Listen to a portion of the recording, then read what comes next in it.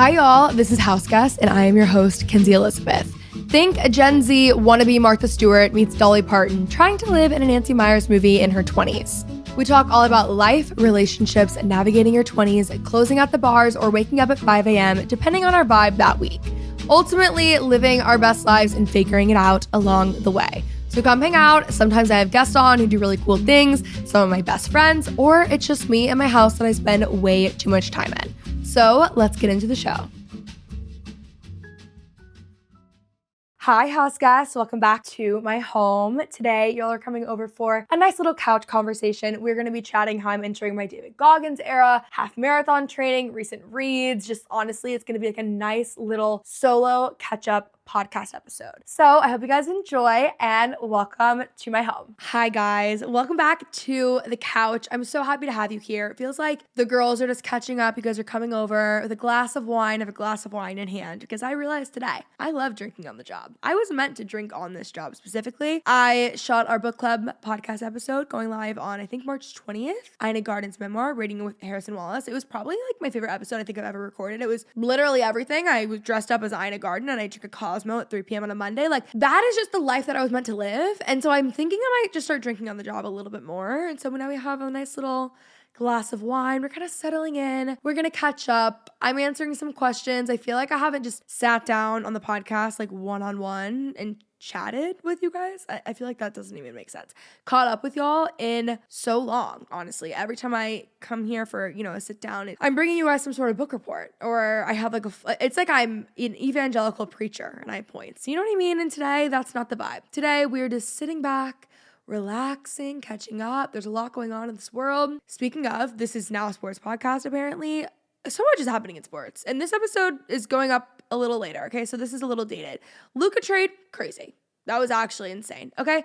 Chiefs losing that bad at the Super Bowl, also absolutely insane. It has really not been a good couple weeks to be me in sports, being, as a huge sports podcast, huge sports girl myself. That's actually been pretty dark. So anyways, as I'm recording this, the Super Bowl was yesterday. And guys, I'm not even going to stay on this topic because obviously it's dated and whatever. Never in my wildest dreams did I see it being that bad. I mean, that was just honestly I am too empathetic for football when it comes down to it. I grew up in Texas. Football is such a big part of my life.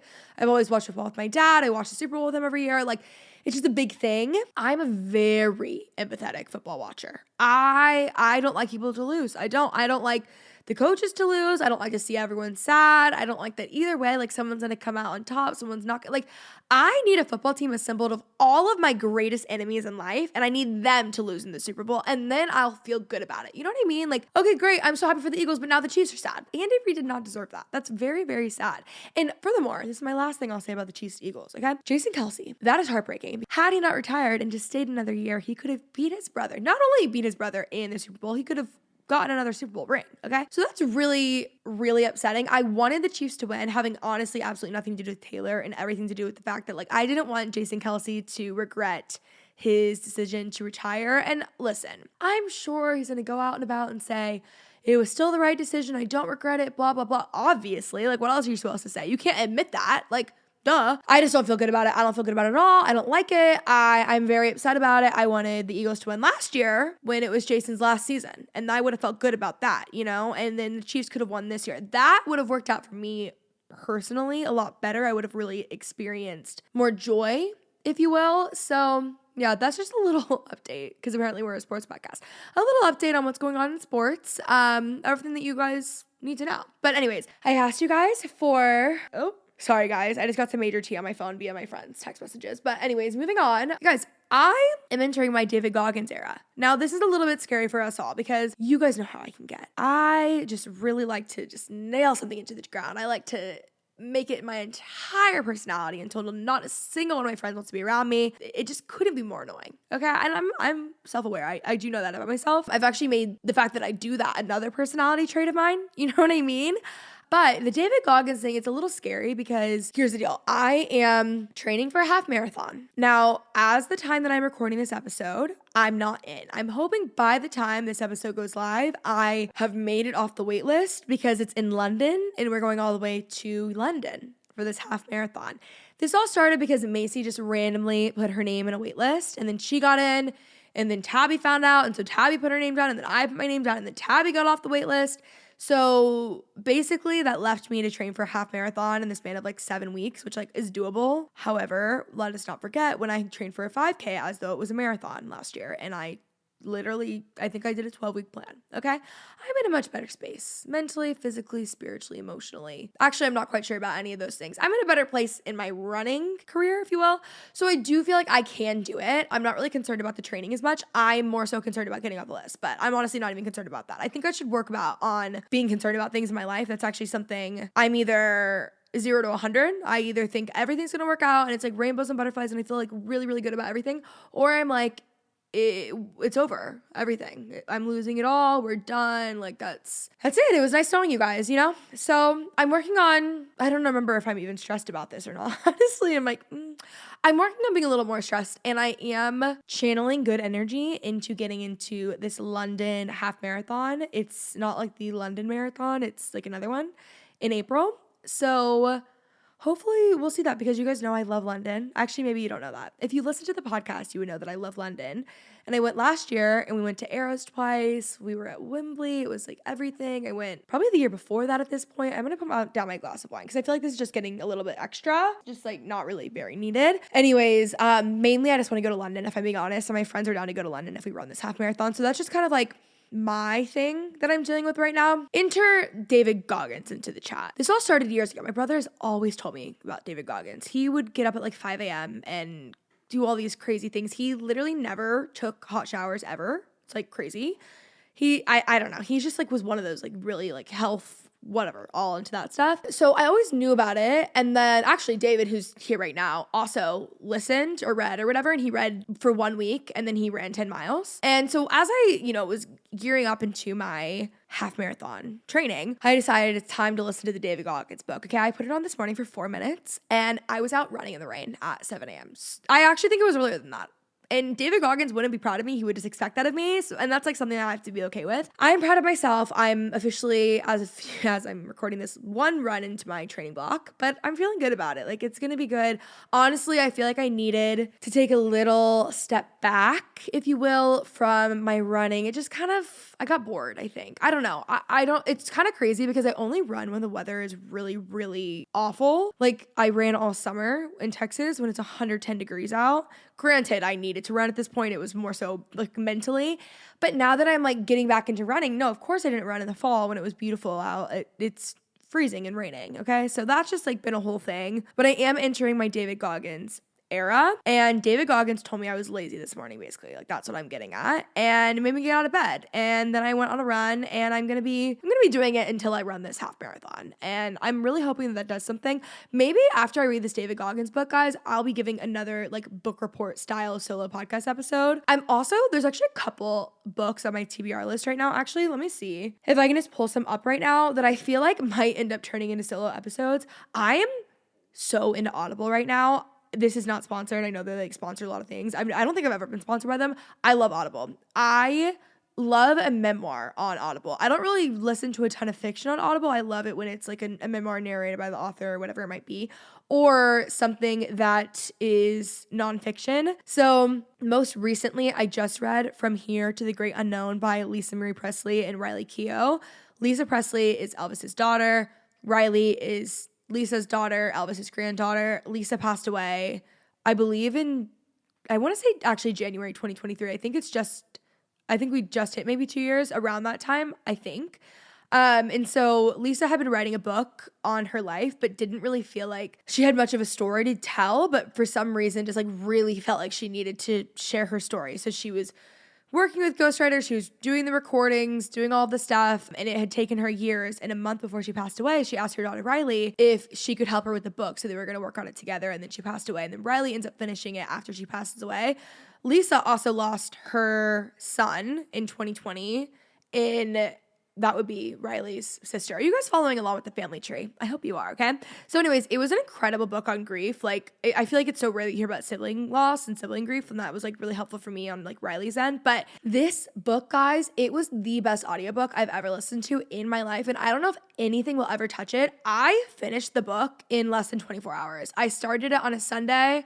I had a little bit of a drive, and then I finished it by Monday morning by the time I was pulling back into my driveway on my workout. Like, I devoured that book. I didn't even put like 2x on it. Normally I'm like 1.2, 2x. No, like I wanted the whole thing, just like I wanted it to be longer. It was so good. Like oh my God, it was so good. So that's one. The next thing that I have, well, I obviously have Be Ready When the Luck Happens, which is our current book club book. I originally listened to it and I've just been like re-listening to it. It's such a good memoir. Ina Garten's memoir. Obsessed. Okay. I downloaded just some ones that people were recommending. Like I got a ton of recs for Everything is Beautiful in Its Time, Jenna Bush Hager. I don't really know anything about that book or like what it's even gonna. I literally actually have no idea what that's going to be. So I don't even know if it's going to be something that interests me. So I'm interested in that. It's kind of giving, like I went on a date with the president's daughter. You know what I mean? Like that's what I'm expecting. I'm sure it has nothing to do with that, but that's kind of like the vibe. Then I have Can't Hurt Me by David Gaga. Oh my God, David Gaga, Lady Gaga,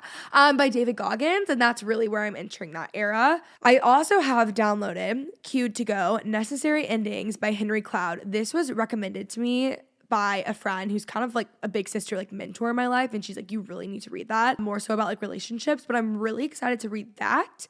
And then I also downloaded The Grieving Brain because David Kessler recommended it on Instagram the other day, and he's a grief expert, by Mary Frances O'Connor. I'm really interested in that because I feel like I still have like such severe grief brain. And I'm also just like so interested in like brain health and brain stuff in general. I have no idea how we even got on this topic at this point where I'm just like sharing my TBR, but listen guys, someone's gonna be interested in that. And then I also have Over the Influence by JoJo. I am a lifelong JoJo fan. Like I have been a fan of JoJo since as long as I can remember. Like my sister, my cousin, and I, the ones that I'm with all the time, we would drive around Frisco, Texas growing up in the back of our mom's like expeditions, and we would be screaming Too Little Too Late. And I remember being like 6 years old and finding out that JoJo was 13 when she's singing all this stuff, and it just being like mind-blowing.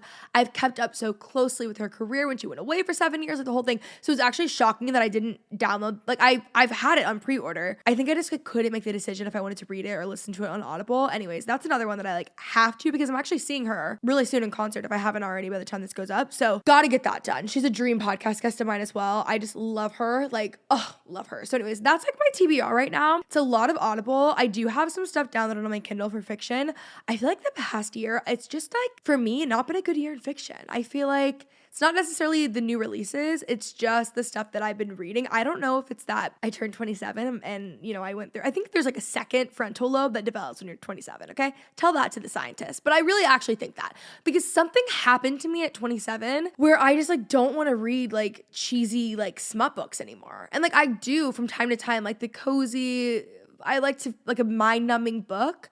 Maybe it's just that I was having a bad year. I don't know, but like normally the books that I would like in the past, I just don't want to read them. But I don't necessarily want to read historical fiction, but I'm at the point where that interests me more. Like that's sick. I don't like that. I want to be youthful and like go back to 25. You know what I mean? So anyways, it's been like a kind of hard year for fiction. I think because I've read so many of the fiction books that I would have liked by now. And also I read, like if I like an author, I'll read every single book by them. So I think I just need to find new authors. I don't know. If you guys have a good book recs, please let me know. But as like such an avid book reader, it's really hard to go off recs because I feel like I've read all of them. And then maybe I just need to go to the bookstore. I just need to go to good old Barnes & Noble, hunker up, get like a sweater and like a hot chocolate or something. I could do that and then just buy it on my Kindle and donate to the problems in this world. You know what I mean? Like that's not good either. So anyways, all that to say, I don't even know what book I'm reading fiction wise because I'm like 4% into my Kindle in my bedroom. So I do need to get on that. What else have I like actually read? I did read for our personal book club. It was Leanne Moriarty. I don't know how to say her name. Okay, I'm not even like up to date on it's not even popping up what my books were. Here One Moment. I liked it. It was interesting. It was about a woman who goes onto this flight in Australia and basically tells everyone like when and how they're gonna die. It was good. I felt like it just like lagged on a lot. It was interesting. It's a great book club book because it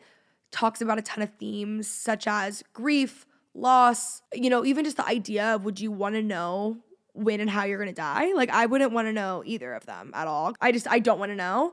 So anyways, it was a really good like book club book, you know? Also, oh guys, I'm like I was just thinking we could talk religion, politics, like red pill, all of this stuff. I'm like, you know, when you want your views higher, like that's what people do. Okay. I've actually, I don't know. I don't like want to make people mad. I'm feeling a little delusional, but I don't know if today is my day. I just think it's it is a little interesting how, no, guys, honestly, I don't need a scandal. This is just like not what I'm dealing with right now. We won't be talking politics, religion, all these things, but maybe I'll clickbait that. Maybe that will be the teaser for the episode. I'm sure a lot of people will be so interested in that. Oh, guys, also, okay, listen to how crazy this is. Maybe it's not that crazy to you, but it's crazy to me. This is not normal for my house. My house has lots of windows, so birds fly into them a lot, and like sometimes they pass away. Very, very, very rarely, okay? So I'm actually gonna look up what this means. On Saturday, I'm leaving to go get a margarita on a patio, and I walk outside to my yard, there's 2 dead birds. I go, oh, excuse me. I'm asking chat right now. What does it mean for, spoiler alert, 3 dead birds to be in your backyard? So anyways, I see those birds, but like the true mental tough person that I am, that David Goggins tells me to be, I picked those birds up myself. Of course, I threw them away. It wasn't like the most ideal thing in the world. Anyway, so I felt like that was weird. And then I got home yesterday. My stepsister comes over in the morning. We're playing mahjong for like 4 hours. My niece is here and she, freaks out on like my side yard. There's another dead bird. Another bird flew into my window and died. Okay. So now I feel like there's just something going on. Anyways, okay. I didn't Google. I asked chat. They gave, some logical answers. That's not what I'm looking for. Spiritual and symbolic meanings. Okay. Endings and transformation. A dead bird can symbolize the end of something, such as a phase in life, a relationship, or an old way of thinking. Number 2, I don't like this one. A warning or omen. Great, guys. Some believe that multiple dead birds are a warning sign, urging caution or awareness of upcoming challenges. Awesome. Number 3, the rule of 3. In folklore, occurrences in threes often hold significance. 3 dead birds could represent a powerful message about change, transition, or need for introspection. I'm going to pass on the introspection. No, I'm just kidding. The change and transition, that feels good to me, and that's what I'm going to subscribe to personally. Like, that's where I want to be. I would like some change and transition into my life. So I feel good about that, actually. Okay, I want to answer some questions. One of the questions actually being, what are things you've been learning? Which I can only assume, guys, I started a newsletter, by the way. If you haven't subscribe to the newsletter. It's like 1 email every single week. I give you guys like what I'm reading. I link some favorites. We're going to put all the like sponsors and the show notes and stuff in there as well. We have like the new podcast episode, and then there's a section for my OG girls. I used to do these cute little solo episodes when I was in college. I'm working on speaking better about myself in the past tense, because everything that I did even 3 weeks ago, I'm like, oh my God, that's so cringe. No, like I need to like be nicer to myself. So when I was my cute little college self, I used to do these episodes of like what I've been learning lately, which was like really easy when you're in an internship literally to learn. So that was great. And I really liked those, but we're bringing back that segment in the newsletter. So it's like something every week, whether it's something on grief or something on friendships and relationships or something that I'm working on or whatever it might be. So I think that that's why people are asking me that. But 2 things that I wrote this down actually, because I read this question earlier. The first thing, guys, I need to grab my wine glass. Anyways, when I think back to the past year of my life, one of the things that I feel like I've really learned in my 27th year has been you cannot be everything for everyone. And as someone who tried to be everything for everyone for quite literally my entire life, I just realized that like you cannot do that, because you also in turn cannot be everything or be who you need to be for the right people. I think it's worked for me in certain points in my life because I've kept my circle smaller at different times. But just now, as you become an adult, I remember my dad would always say, like, your friend group's gonna shrink and shrink and shrink as you get older. And I was like, all right, relax. I'm gonna be friends with them forever. And like, no, your friend group does shrink and things do change and it's not gonna be like this forever. So that's just been something I've had to learn, because you just have to be like more intentional with your time, and I just can't be everything for everyone. And like I shouldn't even be like, that's not even like who I should be like investing my time in. I feel like I've invested, even if it was just like 2 times, like I like gave too much of myself to someone like emotionally and I like shared too much or whatever. And it's like, I regret that. So anyways, you can't be everything for everyone. I feel like everything that we say that we've been learning is obvious. And then it's like, well, not so obvious. Okay. Second thing, which we talked about this in our book club episode when we recapped the Let Them Theory with Mel Robbins, Queen. Go listen to that episode, by the way. It's so good. We read it with Lauren Elizabeth. But anyways, the Let Them Theory, I've talked about this so many times, but genuinely it's been so transformational for me in my life. It's that you have to allow people to think negatively of you. Like, it's not about like trying to not care what people think. Like, newsflash, you're gonna care. It doesn't really matter. Like, we are human beings. We are wired to care what other people think. And you actually should, by the way, to some extent. Like, you should care what the people like closest to you think to an extent, you know? However, I just feel like it was really plaguing me, which like that was not really my issue before. And I don't know what was going on there. So I really like this mentality because I also hate wasting energy, and I feel like this is so smart because I feel like you're like fighting the wrong battle almost. Like, we're on like a hamster wheel trying so hard not to care what other people think, but other people are going to continue to think negatively of you or bad things or think whatever, and you have to just allow them to think what they want to think. So rather than wasting all of that time trying so hard not to care what people have to say, when like unfortunately you're going to at the end of the day, work on allowing them to think negatively of you and being okay with that, you know? So I was actually having this conversation earlier. I had some girls at the house and I was like, listen, like, people are going to say and think whatever they want to think of you. It does not matter at all at the end of the day. Like, just let them. Who cares? It literally doesn't matter. Even in like, this is not a relatable sentiment, but like on the internet, people, like, if you are putting yourself out there online, people are going to think negatively of you. Absolutely. Like on the snark pages and whatever. And like, that is such loser energy. It's not cool, but like, let them. Who cares? If they want to be that, they can be that. That's totally fine. Just, you got to let it happen. So anyways, that's been a huge eye-opening experience because I feel like, again, I feel like every lesson that we learn in life, like, it's never really groundbreaking. It's all things that it's like, yeah, duh. And then you just like, don't really do that. You know what I mean? Or maybe it's just me, but that's how I feel. Favorite ways to spend time alone? Well, I like to do everything alone. I like to be alone. I like to cook alone. I like to sleep alone. I like to talk alone, clearly. I like to need a point alone. I like to walk alone. I like to work out alone. I like to do most things alone, honestly. I would say my favorite ways to spend time alone, I love to like get home and needlepoint and watch Law & Order SVU. Like, that's really where I love to be found. Actually, no, I don't like to be found there. That's where you would find me if I was really at like my highest state of peace. I honestly really like running alone too. Like, I love running with my friends, don't get me wrong, but I just find that I need to clear my head. Sometimes I just am like so anxious and there's like so much going on in my body and I just have to like run it out. Also, it makes me more creative. But honestly, I like to do everything alone. So honestly, everything, okay? What's inspiring you in the midst of everything that has already happened in 2025? Honestly, guys, my 2024 was so much worse. So yeah, I mean, it's still bad. It's not like amazing, but I feel like I have such a bubble of things that I like consume and intake. You guys know me. You know, I like my grandma content. I like certain things. I really watch the content that I consume. I even watch like the conversations that I have. I was on the phone earlier and then I was talking about something, but I was the one who was like really going in on it. And I'm like, okay, well, and then I left the call being like, what? I'm so anxious and I need to record. And it's like, whose fault was that?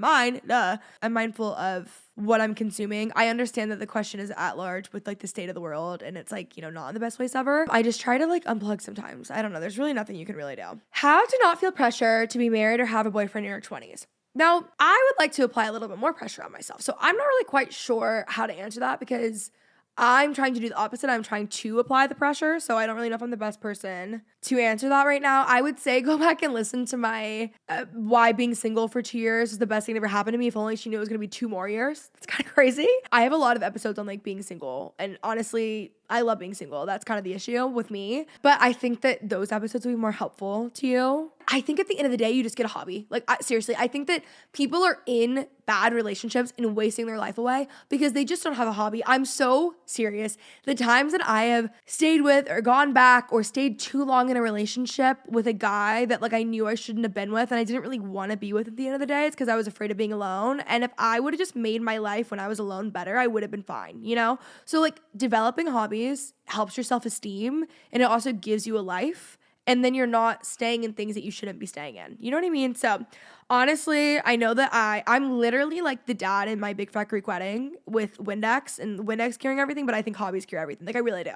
Okay, what eras are in your future? Nantucket local, farm wife, random like snowboarding. I actually do really want to get into skiing. I would love to live on a ranch. Nantucket local, I really do want to go for the month of August. Like I do need to get on that.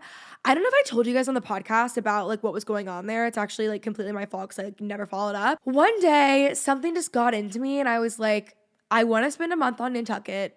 I should just go do that. Like no one is holding me back besides myself.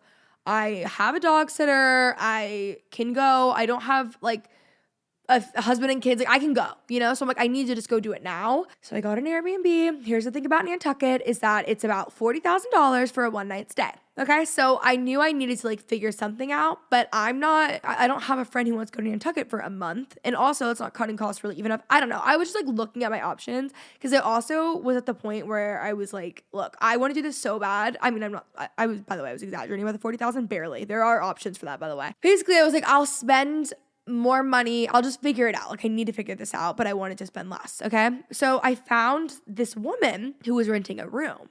And for some reason, I just feel like I've graduated out of my life, but I was reading about this woman and it sounded like we were kind of like one and the same. There were a lot of rules, which made me a little worrisome, okay? But I made a TikTok on this. I actually don't even remember what the rules were. There were rules for sure, and she's renting out this house. I wouldn't have kitchen access, but it's like all this other stuff, and what really got me were her reviews. She had like 50 reviews of people like talking about how much they loved her and want to come back and visit and blah, blah, blah. And when I thought about it, I was like, honestly, like I don't really want to go to Nantucket and just like be by myself. Like I want to really experience it as a local. Like I would love to be in the guest house of like a family that I get really close with or something. Like I want to like really like immerse myself into like island culture on Nantucket, you know? So I was like, honestly, this is like kind of my dream come true. And then I messaged her and I need to follow, and that was Christmas, and like it's February now. So I like really need to get back to that. But the price was like way better. Location was great. I don't know. I really need to make this happen for myself because I just feel like if I don't do it now, I mean, I know I will in the future, but like maybe I need this. I don't know. I just go back and forth because like a month is a long time and I don't know what it is. Like with other stuff, I'm like, sure, I'll go. I think because I don't have friends on Nantucket. I mean, I do. I'm, you know, my local needlepoint girlies. Like, there's certain people that I do know. I do have friends on island, but I don't have like my best friends. Like if I go to like LA or Nashville or New York, like I have a best friend that lives there. So it's so easy. Or like Austin, I know Austin. Like, I don't know. Like there's something about like going to Nantucket for a long period of time that just is like kind of scary maybe at the end of the day. Anyways, all that to say, my other era, we've already covered that, will be David Goggins. So we are getting into that. Morning and nighttime rituals. I don't really have a night routine right now. I don't even have ritual. I don't even know. Like, I do the same morning routine every single morning. I get up. Honestly, lately it's been lazy. I feel like in the winter, it's just so hard because you just like don't want to get out of bed because you're so cold. We've talked about this a bunch though. I'm a big morning routine girl. I wake up. As I'm talking about this, I'm like boring myself. Okay. But I wake up. I read, I like to journal, I go work out, I come home, I make breakfast. Lately I've been making eggs, cottage cheese, and then I've been like doing some fresh shredded cheddar, okay, with my KitchenAid, which by the way, getting a KitchenAid actually changed my life. Like, how did I survive so long without a KitchenAid? That's actually the most shocking thing about me is that I didn't have one for so long. I just didn't know all that it could do, okay? And I thought I wasn't a baker, and I am. And I'm obsessed. Oh my God, I use it literally all the time. But I cook that on low, so it takes a long time, but it's so good. And that's really it. I haven't been doing anything too crazy. I really want my garage. I'm in the middle of doing my whole like garage wellness transformation thing. And we did get new lights installed, so there's definitely been some progress there. I'm thinking about wallpapering the place, even though it's probably just going to fall down in the heat, so it's probably a bad idea. My sauna's up, my tremble's there, my cold plunge is there, but the ice barrel chiller isn't. I need to like get a new one, like there's something off. So anyways, long story short, I will be in the cold plunge or the ice bath as soon as possible. That actually makes the biggest difference for me. Like there's no better feeling than having gone on a run and then cold plunging. Like after you feel like $1,000,000, I can't even describe it. It's actually just so good. Updates if you are still foreseeing being a 2025 bride. I'm not seeing that for myself, but honestly anything can happen. So stay tuned. That's really that. Getting a lot of questions about Mahjong. Guys, there's not really much to talk about Mahjong on the podcast. Like, it is a game that I'm obsessed with playing. There's Chinese Mahjong, there's American Mahjong. American Mahjong was really made popular by like Jewish women, I think in the 30s, and they formed the like National Mahjong League. It's so much fun. For a friend of mine, Dallas events, I really want to do events where we're like learning a skill. So I want to do like a Mahjong class. I really want to do needlepoint class, but I want to do it in a different way than we've done it before, where it's like really nice and upscale and cool. And we're selling like our own canvases. Like you buy a class, it comes with a canvas, it comes with the class. Like, I just like have so many like ideas for things that I want to do, and I really do want to do like a Mahjong one. So, okay guys, you're so lucky that I have a glass of wine because I'm getting asked a lot about this date that I went on. I've been a bunch of dates, okay? I've been like going on dates and like making myself do the thing, right? And listen, I will tell you guys a little bit of one of the craziest dates that I've gone on in my life, but I can't tell the full thing. One, I don't want to hurt anyone's feelings. That's like why I'm terrified of telling these stories, but I just have to share, like everyone else shares their date stories, like why can't I, you know? So anyways, I will eventually compile an episode.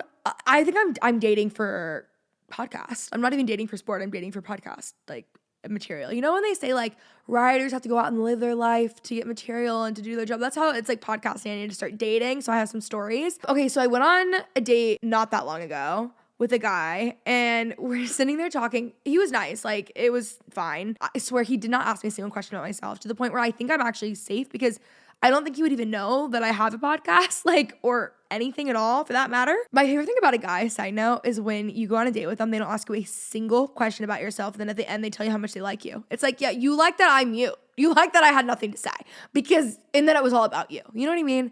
Anyways, I actually quite like when a guy doesn't ask me a lot of questions. If I meet him and like 2 minutes in, I know that it's going nowhere. I kind of like, I don't want to talk at that point about myself. Like we can just, I want to just see some things. Anyways, we're talking about the fires, and, that's how this date was going, that we were talking about the fires, okay? And this is actually the one question he did ask me the whole time. And it was fine. Like, there's no spite. It was just, this is funny, okay? He's asking me what I would take from my house if it was burning down, right? He's like, oh, that's a good question. He asked me the question so he could, answer it himself. So I say things like, oh, I have like a memory box I have like a box that I've had since middle school of all of these like notes and photos and just things that I've collected since middle school. So like my friends, like my friend Mark that I was talking about on the podcast with Jack not that long ago, who I've been friends with forever. I was with him this weekend. Like people that have been in my life for almost like 20 years. I have like letters from them, like just like very sentimental things. I was like, I'll take probably like some needlepoint projects and like a bag or two if I want to sell it. Like that's what I would do. Obviously I said my dogs.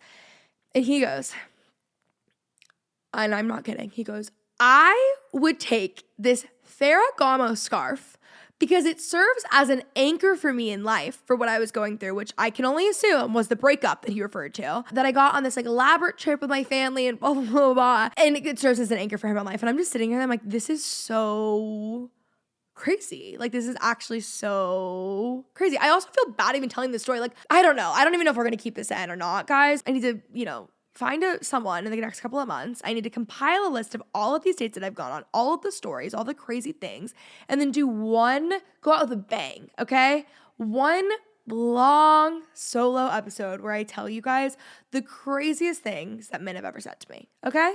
I don't know why I'm being defensive of men right now. Like, whatever. There's so many stories that are like start to finish. This is like the craziest thing that I've ever heard. But at least I'm like really giving some sort of entertainment to my friends right now. Okay, this is a more serious one, so I'll drop my sass a little bit, but it says, only if you're comfortable getting back into church, faith. I'm in this season right now too. I'm answering this just because I'm not even understandably so at this point because I've addressed it so many times, get a lot of questions about this. For background, I went to like a pretty religious college. It's like a fake Bible college. Like it wasn't, and I say that not as a knock to the school, but just because like I went to Bible college, and like a real Bible college is so much more intense than what we did. And it's a very different thing. I haven't been fully away in years. Like I took a step back. I took a break from the church, not even faith, just like the church in 2020, 2021. Like I just don't share as much about it. And there's a lot of reasons for that, but understandably so, I get a lot of questions asking about like church and faith and like going back into it. And I get a lot of really condescending messages, honestly, about people who are like, I'm praying for you. God wants you back. Like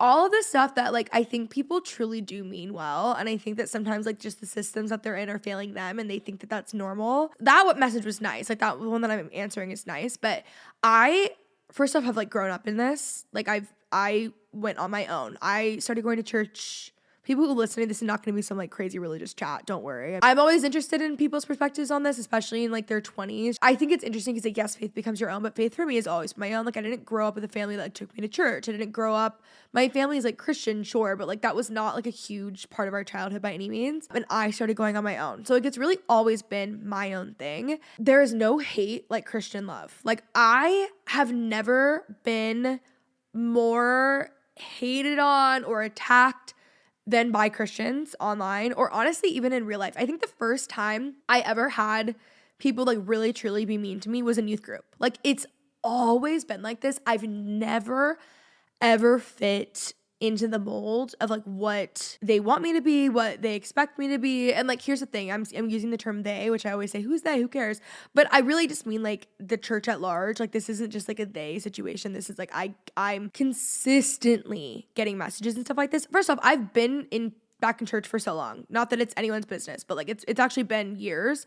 I took a break like 2020, 2021, which I've already like addressed like years ago. Okay. Second, I'm only getting like slightly annoyed because of the amount of messages that I get that are so condescending of like, I know God so well and God like misses you and he wants you and like all this stuff, which again, I'm sure people mean well by, but like my relationship with God is probably the biggest part of my life. I mean, it should be bigger. By no means am I perfect. Like, obviously, there's always room to grow. There's always these things. Absolutely. That is a huge part of my life. Like I have a very, very deep connection with like who I believe to be God. Like, I don't know. There's like, I mean, it's like very layered. I could talk about this a billion times. And honestly, I have talked about like issues with the church and maybe I haven't communicated that well that like, obviously I have been hurt. I think everyone has been hurt by, I mean, I think it's pretty hard to like get out of this life unhurt by the church in some capacity, which isn't really a knock. I still love the church. I still go like it, whatever. But that's like a very real thing. It happens a lot. That's fine. And I also think it's an important thing to be talked about because I think that you need to talk about something in order to process it in like a healthy way and move on in whichever way seems right for you.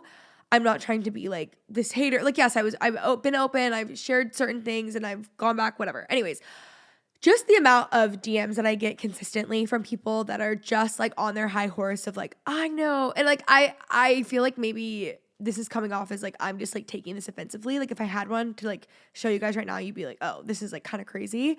And it's just really interesting. I don't know. I just have never personally felt connected to like a Southern conservative Christian. Like that group of people is just not.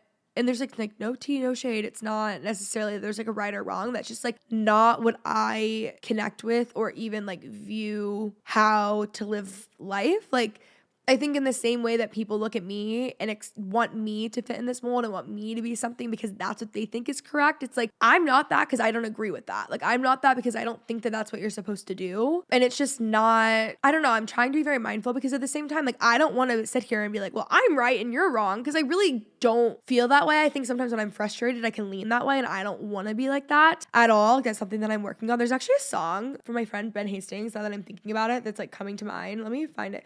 Basically, if you're connecting with what I'm saying, The Jesus I Know by Ben Hastings is an incredible song. But basically, I've always struggled within the confines of the church because I've never felt understood or like super, super connected or like I always felt like I needed to be something that I didn't really fully feel aligned with, whatever, fill in the blanks. And as I've gotten older, I've just realized like it's just not my job to get people to understand me. And like I have a very deep relationship with God. Sorry. Like I don't know, there's always room, there's always places that I want to grow, there's always things, but I think that putting what you think people need to be doing and like throwing it onto them and then also looking at them and consistently judging them is like wearing people down. That's why people in their teens, their 20s, their 30s are like leaving religion in general because people are just honestly mean. I think honestly more than anything it's turned into nationalism. Sorry, like it really isn't like that's not even like what we're talking about at this point. Like it's actually like out of control with like where things have like headed. But without going too far into that, faith is a huge part of my life. It's like always kind of been a very huge part of my life. Even when like I always give the example of like I remember being 8 years old and we were driving to church and we were going to like Cottonwood Baptist Church in McKinney, Texas. And I remember it was like Easter or something. And that's where we were going. My family didn't go like frequently. I remember like driving up to the church and like telling God, like praying to God in my head and telling him I didn't believe in him. You know, it's like, okay, well, obviously you do if you're praying to someone. You know what I mean? So it's like, I feel like that's been more of like my relationship with God at the like the lower ends. But all that to say, like I think it's a good thing if you need to take a step back and figure things out for yourself. I think that's the only way to get closer. I think that's the only way to like go deeper. For me, if I didn't have this relationship with God, I would, honest to God, I would not be alive. Like I really would not. It is a massive part of my life. I'm working on having more tolerance and patience when it comes to people that like I don't agree with within Christianity in general. And like I don't even like love the term Christian. Like I just feel like there's just it's so layered and it is like such a big part of my life and I just hate the attitudes. And also I think the reason that I get so annoyed with those comments isn't necessarily because like I'm annoyed that people are saying that to me. It's more so that like I know that those people had those attitudes to like other people, and like I can handle that because one, I'm very confident in where I'm at in my faith. I'm very confident in like who I am as a person. I have thick skin. I've been on the internet for so long. But those are also the same people that are saying that stuff to people in real life as though like they are holier than thou. And it's like, okay, you're just posting a photo of your Bible at a coffee shop and like, you know, and maybe they're not doing that. Maybe they have a really great, deep relationship with God. I don't know. But I just think the people who are like a little bit more hateful or like negative online, I just find it like, I don't know. I just feel like that's like the first thing God does to, at least with me, is like soften your heart and like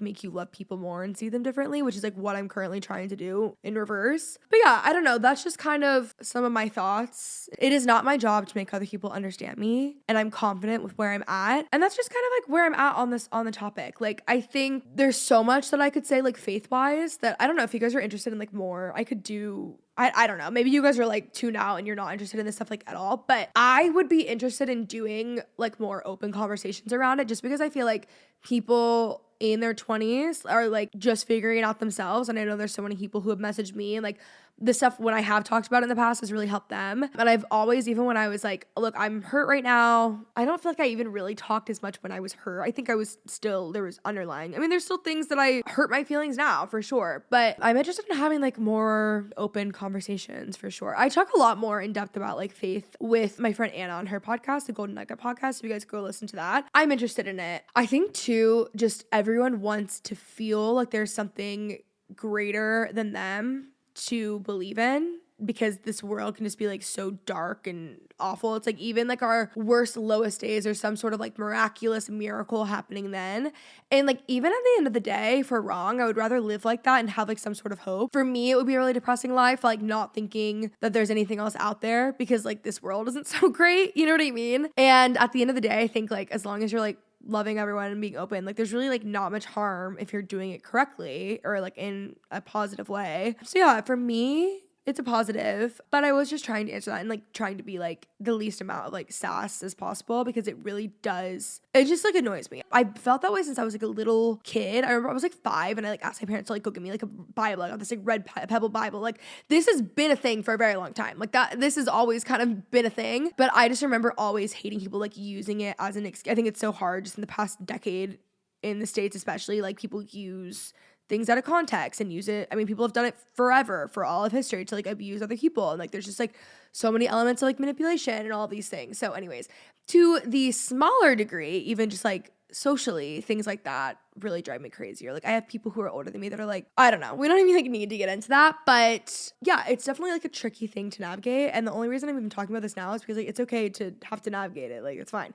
Most people are sitting there and have issues and just like ignore them and like put like brush them under the rug, and then like 20 years later it's so much worse than that, and they don't even like care to go any amount deeper at all because they're like not working through it. Like I think for someone to even question anything and to take a step back, I think that's so much better, and that is a fine thing to do. So anyways, to everyone in my DMs so concerned about me and wanting themselves to prop themselves up as like they are this like Christian expert, thank you so much, but I think I'm good. Anyways, that's that. Love you guys so much. Guys, I feel like that's really it. I don't really want to end on that like note where I'm just kind of like, I'm not trying to tell people off. I'm just saying like, let's relax. Let's be a little bit nicer. We've covered sports drama, David Goggins era, recent reads, half marathon, Lisa Presley, all the things. I honestly feel like that was great. Crazy date stories. I feel like this is good. So anyways, I love you guys so much. If you guys haven't listened, guys, I think Macy just sent me the craziest video of my life at the thumbnail. Oh my God, wait, actually, I'm gonna throw up. Okay, wait, anyways. Guys, like, I'm really loving where Macy's personal life is heading right now. Anyways, I hope you guys enjoyed this episode. I almost said this week in my life vlog. I love you guys so much. I hope what I said even made sense. It's just like, it's kind of like a little delusional of a night, okay? Love you guys, and I will talk to you in my next episode, video, whatever. Love you guys, bye.